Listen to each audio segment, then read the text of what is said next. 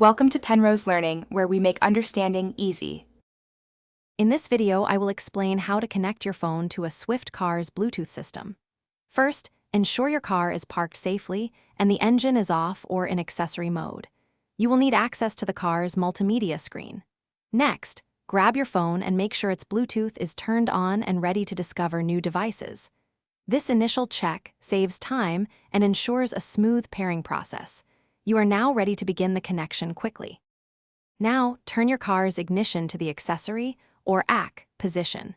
This powers the entertainment system without starting the engine. Look for the main menu button on your car's central display. It often looks like a house icon or a gear. Press it to open the primary options, then navigate to either the settings or phone menu using the touchscreen or control knob. This is where you will manage your device connections. Once in the settings, select the Bluetooth option from the list. You will then see choices like Pair Device, Add New Device, or Connect Device. Choose one of these to put your Swift system into pairing mode. The display might show a message like Waiting for Connection or Discoverable.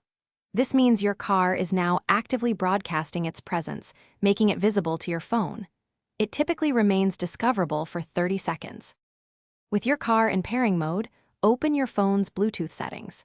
Tap Scan or Refresh to search for nearby devices. You should see Suzuki Swift or a similar model-specific name appear in the list of available devices. Once you spot it, simply tap on that name on your phone's screen. This action initiates the connection process between your phone and the car. Your devices are now communicating. Thanks for watching. If this was helpful, leave a like and consider subscribing. See you next time.